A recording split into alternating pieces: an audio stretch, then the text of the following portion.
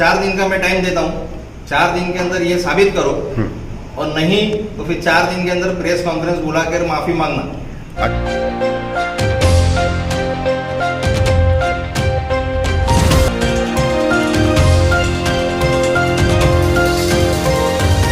नमस्कार आदाब दोस्तों, मैं लाल मोहम्मद शेख पब्लिक चैनल से। दोस्तों जैसे कि आपको मालूम है कि आज 5 दिन पहले जो है कालसीकर हॉस्पिटल की जो सीईओ है आफरीन सौदागर, उन्होंने एक प्रेस कॉन्फ्रेंस करके सारे पत्रकारों को बुलाया था। और वो प्रेस कॉन्फ्रेंस की जो वजह थी वो आप लोगों को मालूम है कि जो ज्यादा बिल आ रहा है इसके लिए जो लोगों की शिकायत है या जिनके घर वालों की मौत हो जाए, चर्चे में जो है वो हॉस्पिटल था। यही सब चीजों को लेके, यही सब मुद्दों को लेके जो है वहां पर जो है बात हुई। अच्छा, इसमें एक बात और हुई, जो बीजेपी पार्टी से जो है बिलाल जो है के ऊपर एक आरोप जो है आफरीन सौदागर ने लगाया था कि उन्होंने जो है काउंटर के ऊपर से हमारे जो वहाँ मैनेजर रहते हैं उनसे पैसे छीने गए और वो आए थे हमारे हॉस्पिटल में दादागिरी किए, तो मैं उनके खिलाफ भी जो है पुलिस स्टेशन में जाऊंगी। आरोप था एक पार्टी के ऊपर ये कि इस तरीके से गुंडागर्दी करके और कोई कैसे जा सकता है। तो हमने इस मुद्दे के ऊपर जो है बिलाल से हमने बात की, तो बिलाल ने क्या बताया है, क्या कहा है कि उनके जबान ही आप सुनिए कि उन्होंने क्या कहा है। उन्होंने कहा कि वहाँ सीसीटीवी कैमरा लगा हुआ है, उनके बाउंसर खड़े रहते हैं वहां, और ये जो है हम ये हरकत जो है कैसे कर सकते हैं, एक जिम्मेदार आदमी है। लेकिन ये अगर आरोप हमारे ऊपर आफरीन सौदागर ने लगाया है तो इसको साबित करें 4 दिन के अंदर, और अगर नहीं साबित करते हैं तो मैं कानूनी कार्रवाई जो है करूंगा। मैं राजू अंसारी नहीं हूं, मैं बिलाल हूं और मैं बीजेपी पार्टी का कार्यकर्ता हूं। जिम्मेदारी से हमारे आला अधिकारियों से भी हम बात करेंगे और इसकी शिकायत जो है हम दर्ज करेंगे। अगर 4 दिन के अंदर अगर उन्होंने माफी नहीं मांगा प्रेस कॉन्फ्रेंस बुला के या साबित नहीं किया, साबित अगर हो जाए तो जो सजा चाहिए हमको मिल जाए चलेगा। लेकिन अगर हम किसी का बिल कम करवाते हैं, 1.5 लाख 2 लाख 3 लाख रुपए बिल आता है, ऐसे लोगों का हम अगर योजना में अगर बिल हम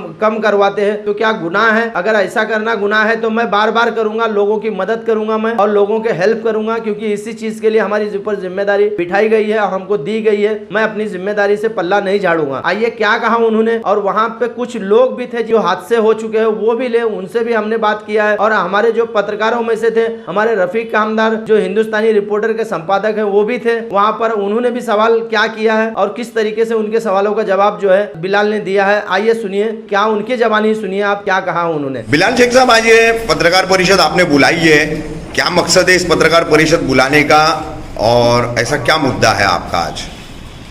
जैसे कि रफीक भाई, कल प्रेस कॉन्फ्रेंस हुई कालसीकर हॉस्पिटल में, आप लोग भी वहाँ थे जी, और मेरे पे एक बेबुनियाद इल्जाम लगाया गया है कि 2 दिन पहले बिलाल भाई हमारे हॉस्पिटल में आए थे और काउंटर पे कोई था तो उससे कुछ पैसे छीन लिए। तो ये जो बेबुनियाद मेरे पे इल्जाम लगाया गया है, मैं पहले ये क्लियर कर दूं कि भाई मेरे को कम से कम साल भर हुआ है, मैं वो हॉस्पिटल में कभी गया नहीं जी। उसके अलावा जितने भी पेशेंट के मेरे को कॉल आते हैं ना, वो मैं फ़ोन पे ही उन लोगों का काम करता हूँ। मेरे को कोई हॉस्पिटल में जाके करने की ज़रूरत नहीं है।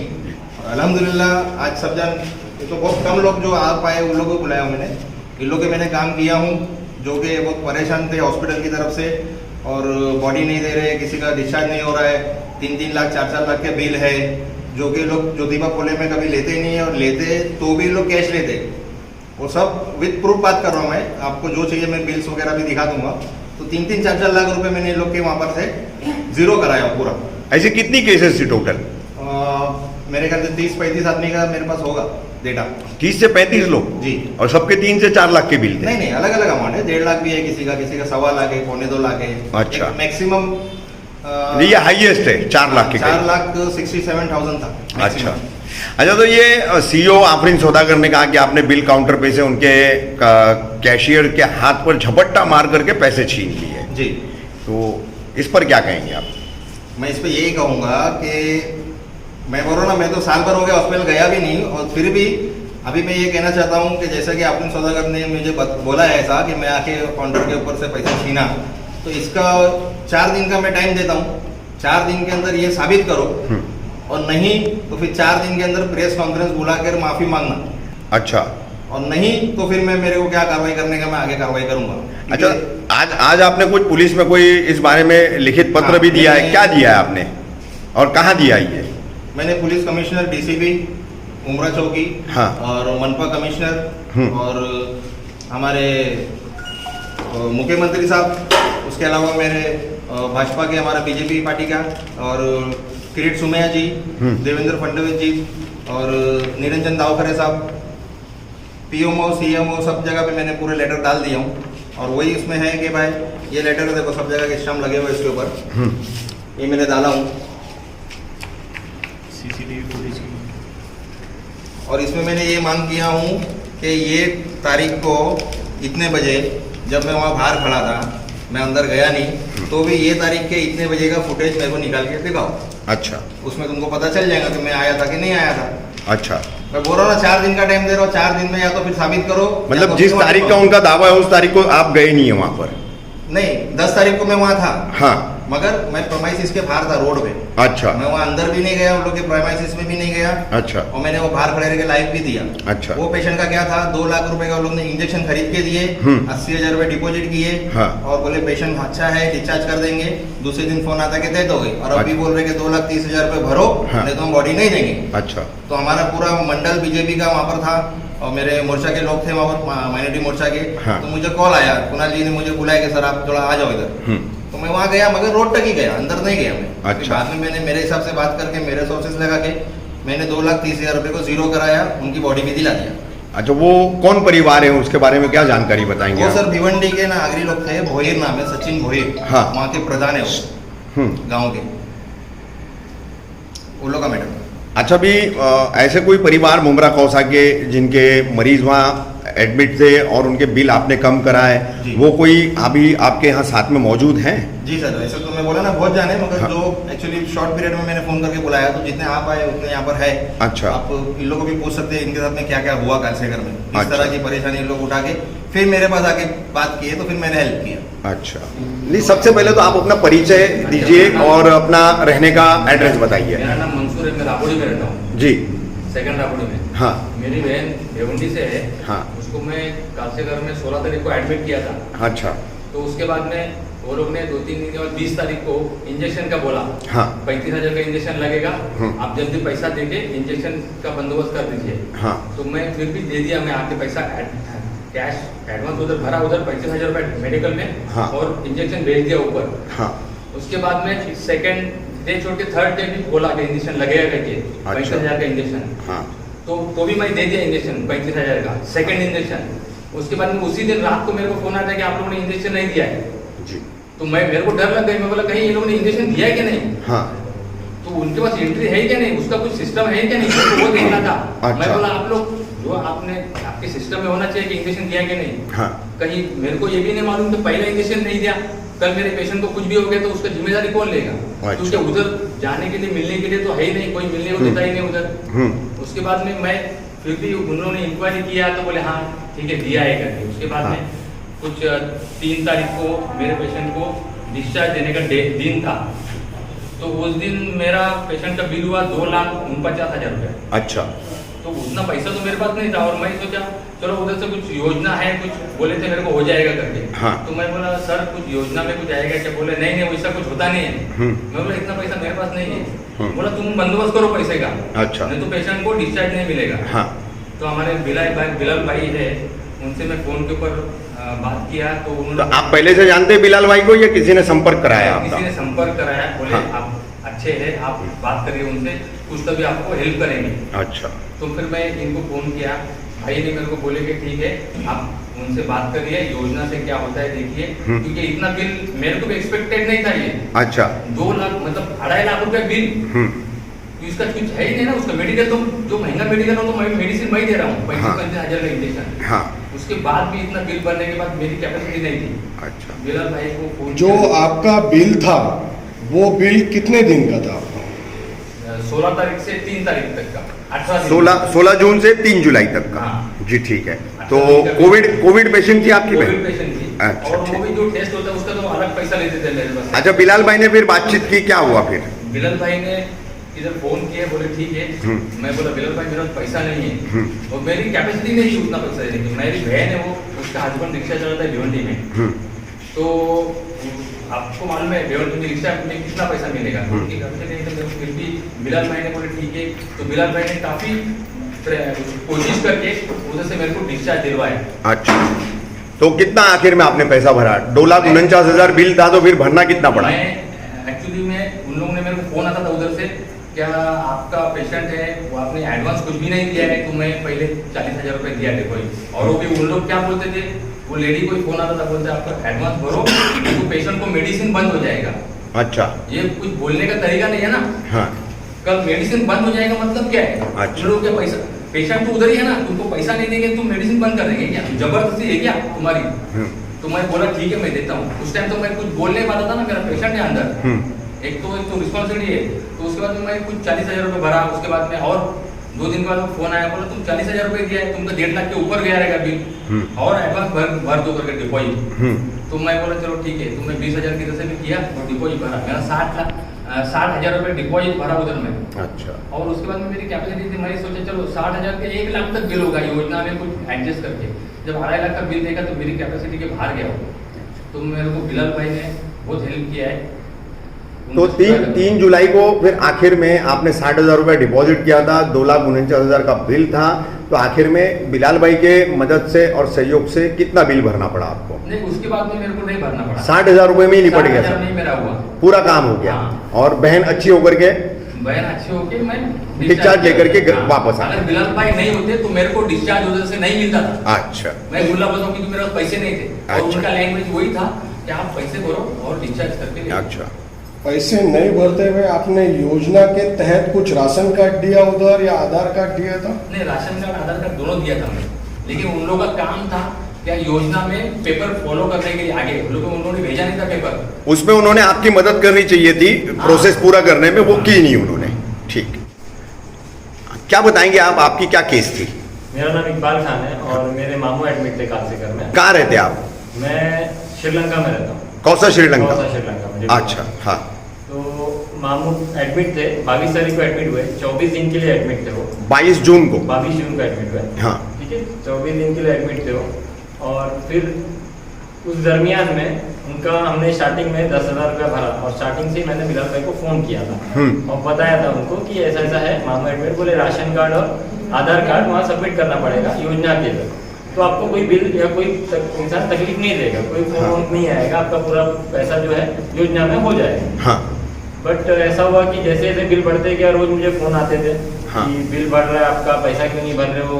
फिर बाद में बुला के, फोन पे तो नहीं बोलते थे उन लोग ऐसा, लेकिन मुझे बुला के ऑफिस में बिठा के बोलते थे कि अगर पैसा नहीं भरोगे तो हम आपका दवाई बंद कर देंगे। और मेरे सामने बाकायदा एक वो जो बिलिंग में बैठता है उसने फोन करके मेरे सामने बोला कि इनका मोहम्मद इलियास सिद्दीकी का दवा बंद कर दो।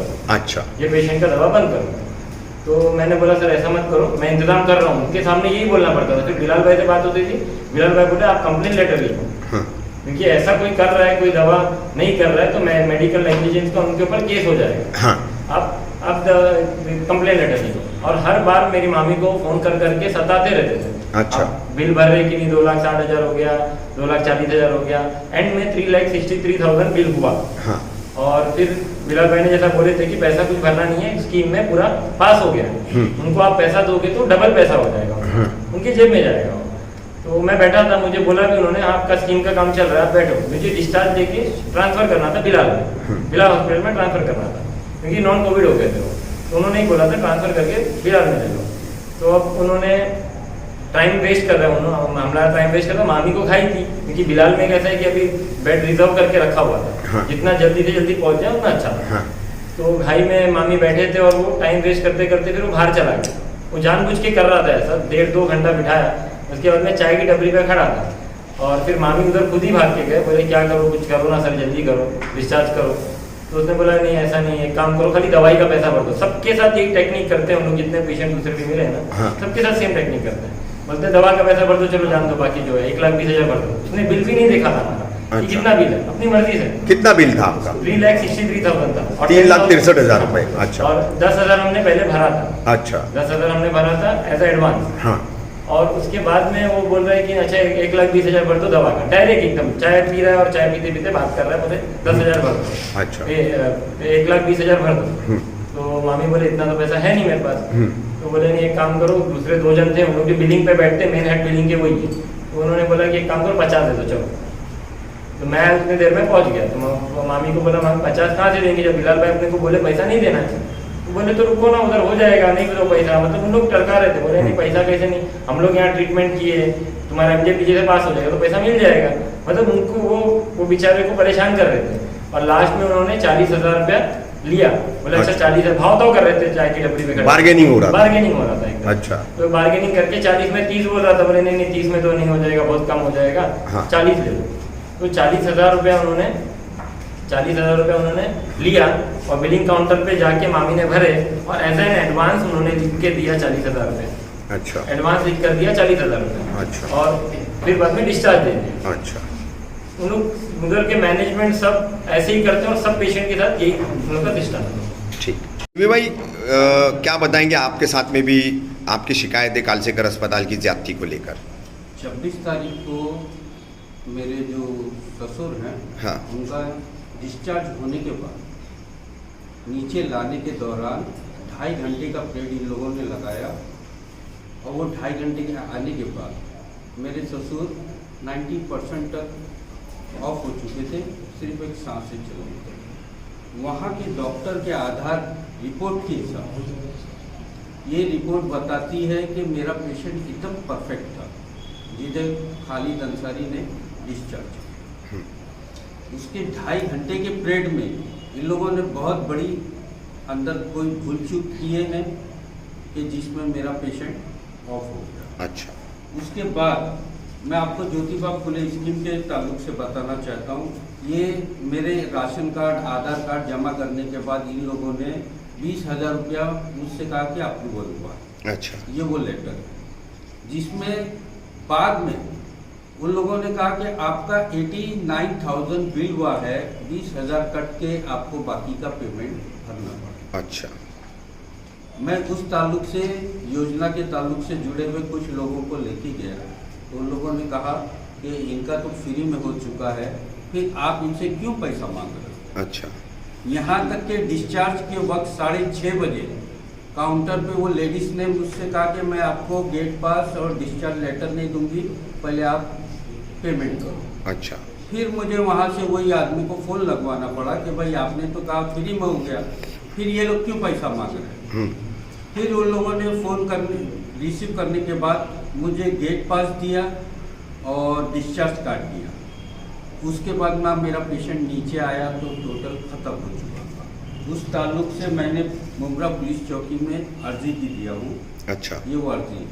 नहीं, ठीक है, पुलिस को आपने अर्जी दी है, ये मेडिकल नेग्लिजेंस का केस है, तो महाराष्ट्र मेडिकल काउंसिल या हेल्थ मिनिस्ट्री को कोई एप्लीकेशन दी आपने? मैंने हेल्थ मिनिस्टर, मेडिकल काउंसिल और कमिश्नर ऑफ थाने पुलिस, यानी इन सबको सीसी किया है आपने? जी, मैंने इन लोगों को ये अपनी अर्जी दिया हूँ जी, जिसमें उन लोगों ने 3 दिन पहले पुलिस ने मेरी सहायता करी। हाँ, उन लोगों ने मुझे आश्वासन दिया था कि हम आपकी सहायता करेंगे।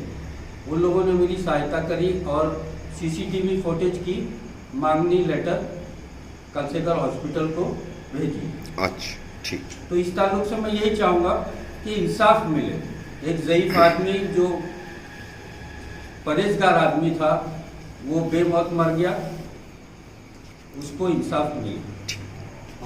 अभी रवि भाई ना अशफाक करके जो मैं अभी थोड़ी देर पहले बताया ना कि 5 पेशेंट लोग एडमिट थे, तो मैं आप लोगों के चैनल से ये लोगों को जागरूक करना चाहता हूँ कि ये जो फॉर्म है ना, ये पहले ही वो लोग बोलते हैं कि हमने भरा दिए, मगर वो फॉर्म भरने के टाइम पे आप लोग उसको देख के करो। उसमें ऐसा लिखा हुआ है कि योजना से अगर हमको सहायता नहीं मिलेंगी तो हम पूरा बिल भर के कर देंगे और ये हम वचन देते हैं, ऐसा करके फॉर्म आपको फॉरवर्ड करता हूँ, आप उसको डालो चैनल पे। तो ये क्यों योजना कोई आदमी नहीं लेगा, ये अभी धोखे से तुम साइन करा देंगे। अभी ये बंदे का भी मैंने 1.5 लाख का बिल था, वो 1.5 लाख मैंने उसका योजना में करा दिया था, मगर उन लोग ने लास्ट में ये निकाल के दिखा दिया कि भाई आपने ऐसा लिख के दिए थे, इसके लिए योजना में नहीं होगा, आपको 1.5 भरना ही पड़ेगा। 1 रुपया कम नहीं की।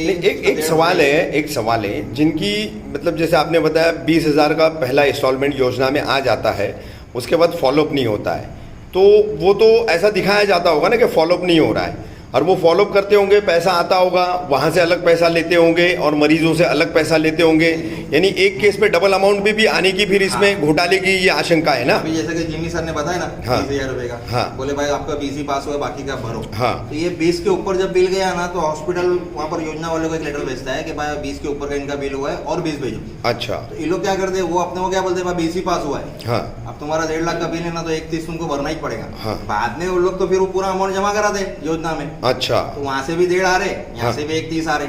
अच्छा, जब 20-20 करके तुमको लेने बोला है तो तुम 20 लेके रुकते क्यों भाई? मतलब एक तरह से बिलाल शेख साहब ये कहा जाए कि आप इस योजना के तहत कालसेकर अस्पताल बहुत बड़ा घोटाला कर रहा है। कोविड-19 के नाम पर जो है लोगों के महात्मा फुले आरोग्यदायी योजना के पैसे खा रहा है, यानी कि मुर्दे का कफन तक नहीं छोड़ रहा है, ये आरोप लगा रहे हैं। ये कहना सही रहेगा? बराबर है ना, तुम डबल चार्ज कर रहे हो। जब तुम योजना में जब पेशेंट को डाल दिए तो फिर तुम कैश ले के जा सकते हो। दूसरी बात ये कि जो अभी वो थोड़े दिन पहले निरंजन दावकर और किड्स सुमैया जी हमारे आने वाले थे, उस वक्त मैंने उनको बुलाया था कि सर वो अकबर मेहंदी का जो हुआ था मसला, आसमा अकबर मेहंदी का केस हम ही ने उठाया था वो। हाँ, हाँ। और इमाम साहब की लड़की का, हाँ। वो मुद्दे मैंने दावकर साहब को बोल के मैं बोला था सर एक विजिट आपको करना पड़ेगा, हाँ। यहाँ कालसेकर का बहुत परेशान है पब्लिक। हाँ। तो बोले सर ठीक है बिलाल मैं आता हूँ। तो उन लोग ने मेरे को टाइम दिया कि सर ये टाइम पे हम लोग आ रहे हैं, आप खाली है ना फोन करके आफरीन सौदागर को बोल दो कि फलाना टाइम पे हम आ रहे हैं। अब दावखरे साहब, किरीट सुमैया जी, मोहम्मद बिलाल शेख, आफरीन सौदागर, 4 जन को ये बात मालूम थी कि ये लोग आ रहे। तो फिर वहाँ पर लॉकडाउन का पालन करते हुए सत्ताधारी पार्टी के नगर सेवक उल्लंघन करते हुए, नहीं पालन करते हुए भाई, पालन कहाँ से गर्दी हुआ? जमा थी ना। भीड़ जमा हो गई तो लॉकडाउन और कर्फ्यू दोनों तोड़ा गया ना। हाँ, तो वो पालन करते हुए वहाँ पर अच्छा, गर्दी पालन जमा करते करके हुए। वो खड़े थे गेट पे। अच्छा, तो उनको कौन बोला? यानी तुम क्या पॉलिटिकल खेल खेल रहे क्या हॉस्पिटल के अंदर? अच्छा। अरे तुम्हारा पेशेंट की बात करो ना यार, तुमने काय को वहाँ पर सबको जमा करके रखे? अब वो लोग बोल रहे, बोले कैसा मालूम पड़ा? हाँ। तो बोले हमको मालूम पड़ा लोग आ रहे तो 20 वेंटिलेटर लेके आओ। अरे ये कौन सी टाइम काय के लिए आ रहे क्या वो मालूम ही नहीं है। फिर न्यूज वाला उनको बोल रहा भाई वो तो आसमा मेहंदी के लिए आ रहे हो। हाँ, तो बोले मैं वही तो बोल रहा हूँ ना कि 20 वेंटिलेटर लेके आओ। अरे समझ रहे आ रहा है कुछ? यानी क्या काय के लिए आदमी आ रहा है, क्या बात कर रहा है, तो उनको आने को रोक दिया गया और वहां पर खुद पालन कर रहे। उसके बाद में फिर सब पॉलिटिकल वहां पर बाउंसर खड़े कर दिए गए, है ना। और वो बाउंसरों के बीच में बिलाल अंदर जाके पैसे ले रहा। अरे क्या यार, चंबल की गाड़ी में बैठे क्या हम लोग यहाँ पर? रफीक भाई एक बात कहना गाँव में बैठे क्या? कुछ सेंस वाली बात करो यार। मैं बोल रहा हूँ ना, ये तुमने अभी हमारे बीजेपी पार्टी के पद अधिकारी के ऊपर तुमने जो इल्जाम लगाए हैं, ये 4 दिन का टाइम दे रहा हो, 4 दिन में साबित करो। अगर कर सकते तो फुटेज निकाल के दिखा दो, और नहीं तो 4 दिन में प्रेस कॉन्फ्रेंस बुला के माफी मांगने का, नहीं तो फिर मैं कानूनी कार्रवाई करूंगा। ठीक। मैं लाल मोहम्मद शेख फिर एक नई न्यूज के साथ हाजिर हूँ। जब तक के लिए खुदा हाफिज।